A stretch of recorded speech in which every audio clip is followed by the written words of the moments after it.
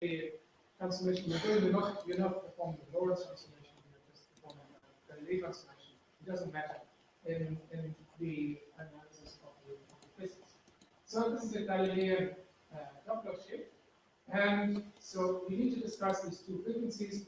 If you take the dispersion curve of the fibers, so how the effective index varies as a function of frequency, and plot it as omega prime as the Doppler shift of the frequency in the laboratory in the common frame, then you get a curve like this. So these are typical curves for our setup, and they have some characteristic features that I'm going to explain. So the first thing you can see is take Doppler's formula and you differentiate. You can do it in your hand. So you differentiate this formula, and you see that on the left-hand side you get the omega prime t omega, and then on the right-hand side, what you get is minus the velocity divided by the group velocity. So this means that if the left-hand side is 0, then the points in this curve that correspond to that, they have the same velocity, so their group velocity is the same as the speed of the pulses. So they have the same velocity as the pulse. So the extrema of this curve, they share the same velocity, in particular the pulse itself. If you would differentiate it twice, then you could convince yourself that it depends on whether you have a normal or normalist group velocity dispersion. In order to keep the pulse stable, you need to have a normalist group velocity dispersion. So that means that the pulse always sits in the minimum of this curve, and then you have around it two other local maxima, and they are horizons. So you have two sets of horizon, one for higher frequency than the pulse and one for lower frequencies. The one horizon we work with is the one in lower frequencies. That's a one. So then the advantage of these diagrams is that if you talk about the propagation of pulse in the fiber, you have a conserved quantity. Conserved quantity is not the frequency in the laboratory frame, because in the laboratory frame things change in time. But it's the frequency in the co-moving frame, because in the co-moving frame the pulse would simply sit there and would do nothing. So omega prime is conserved. That means you can discuss everything that does happen, happens at a line of omega prime equals constant. So we can discuss what kind of frequencies we can achieve by this. Now, imagine the light wave comes in and the same frequency shifted. Then what you can say is that the effective index here gets an additional contribution. This additional contribution comes from the light, so it's proportional to the intensity to it. And you can rearrange it like this, that it corresponds to the meeting point of two curves. One is the curve I showed before, so that comes from omega prime and is given by the dispersion of the fiber. And then you have another linear curve to it that corresponds to the contribution that comes from the intensity of the pulse. So in order to predict what happens, you start with this curve, so with the horizontal line, and then it moves up to the horizon and moves down. And that gives you these 2 points. So this is the initial point, and then the blue shifted frequency over there. So that gives you a prediction of what kind of frequency shifting you get. So in this way, you can explain the experiment I showed you about frequency shifting of the horizon, or these 2 points, and the way to get it. Now, you also see another feature from the diagram. So not only do you have to a wave that is running towards the horizon, not only do you have then another wave that is actually blue shifted, and then you can blue shift by letting it run against the horizon.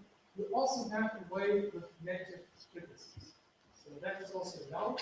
So in principle, you can scatter your incoming wave into the wave with negative frequency as well. And this is what gives rise to Hawking radiation. So it corresponds, positive and negative frequencies correspond to the following 2 cases. So if you have positive frequency in the laboratory frame, you get a positive frequency in the co-moving frame. If the phase velocity is lower, if the velocity is lower than the phase velocity. So then, so the positive sign remains a positive sign. On the other hand, if your light light is slower than the speed of the pulse, then there is sign change. So positive frequency in the laboratory frame corresponds to the negative frequency in the co-moving frame, and vice versa. This matters because what kind of frequency you have determines of whether you have in the expansion of the quantum field, whether you have annulation or creation operators. So it distinguishes between what part of your quantum field of radiation corresponds to annulation and creation operators, and because it's the one with the positive frequency that gives you rise to the annulation operator, the one with the negative frequency that gives you rise to complex conjugate frequencies. Negative frequency gives you rise to the creation operator. So if you have a process that mixes positive and negative frequencies, then what you get is mixing of annulation and creation operator. This corresponds to the equation. Another feature that arises is that the Kerr effect, so the nonlinear effect, is also acting on the pulse itself. So it has a tendency to slow down the peak of the pulse. That means you get sharp swells at the trailing edge of the pulse, and in extreme cases, on shocks, so potential for optical shocks, and that gives a very sharp changes in the epidemics, and these sharp changes can lead to more rapid coupling between these waves, and therefore to a higher degree of optimization. Anyway, the argument why you need very, very short pulses, and then if you have them, there's a tendency the system makes them even shorter. So that's another thing that people give you advantage. So these are part of the theory. Now I want to discuss some of the experiments that people have done and we also participated with.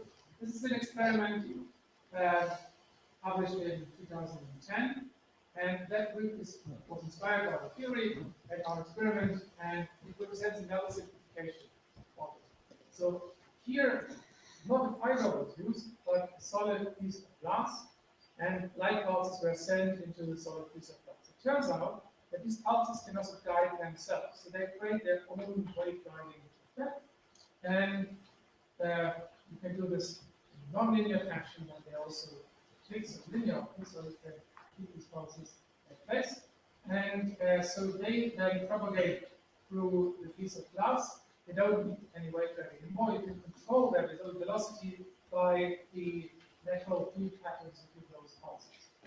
And then the experimentalists then observe radiation coming out to the side, and this radiation agrees with what they expect from Hawking radiation, so explain that this is an observation of Hawking radiation in the body. Where does this lie in terms of our diagram? So this experiment probes this quantity. So it is zero frequency in a co-moving frame. This means that the radiation that we're seeing is when you exactly reach the phase velocity of light in the material. Now, the problem of this experiment is that the effect is too low. So it disagrees with the theory by several orders of magnitude. So they shouldn't have seen this radiation. So what did they actually see?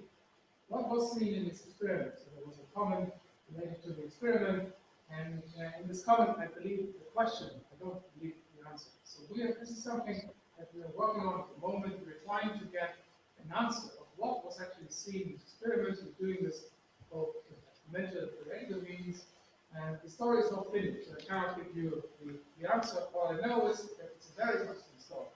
So we have discovered some very interesting aspects of the physics involved, and let's see what comes out of it. So this is one of the discussions going on. I would like to show you another experiment that is not an optical experiment done with fluids, and it's a measurement of stimulated Hawking radiation in an analog system made of fluid, and it looks Victorian, so it's like a drawing from a textbook from the 19th century, and it's done with water channel. So you see, this is the setup.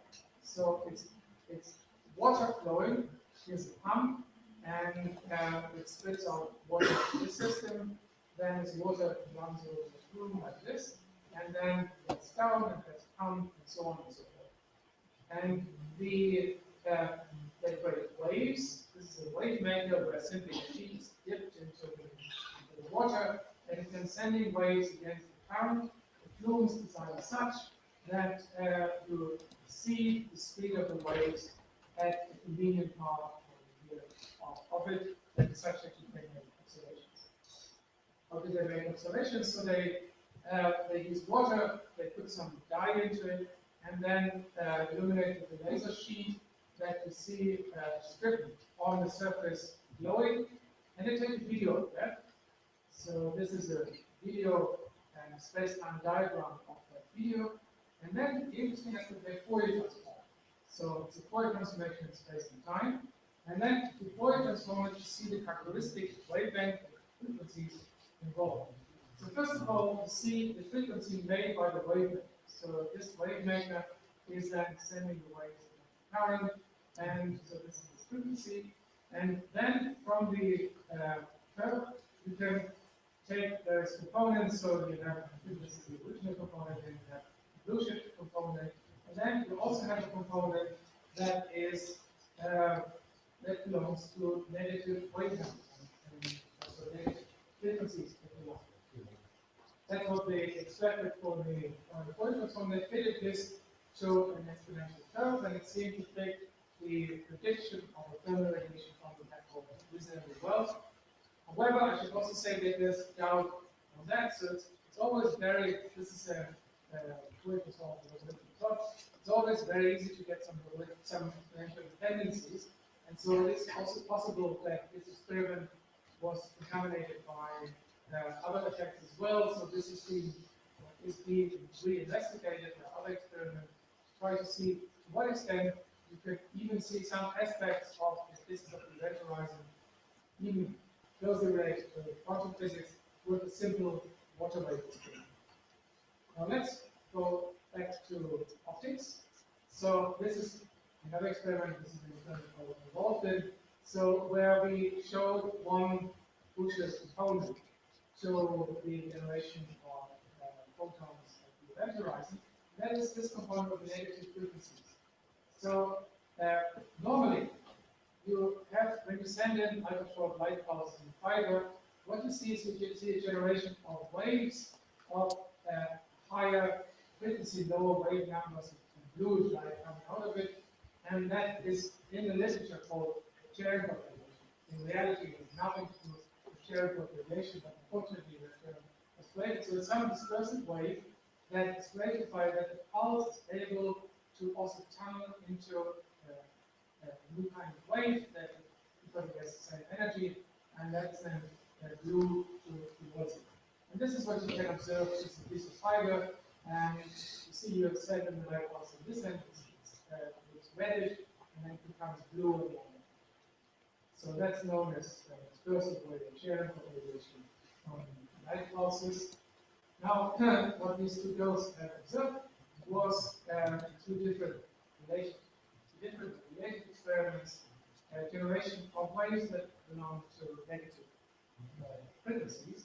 And so this peak sits in its spectrum there where you would expect the negative frequency component to appear, and so that would correspond to an observation of that some light of the pulse is also corresponds to the frequency wave. This is an important component of research. So this was the state of affairs before I moved to the Icon Institute. And so what we are doing right now, we have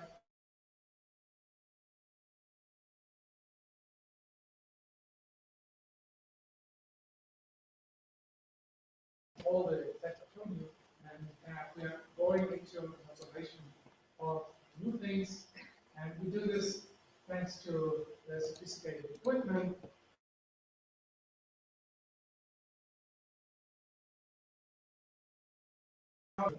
Renderizing, we use these kind of detectors, these are superconducting nanowire detectors, where the superconductivity in the nanowire is switched off due to the heat of a single proton. This is something absolutely incredible, experimentally, that this is possible, and it allows you to detect infrared photons with a very low degree of noise.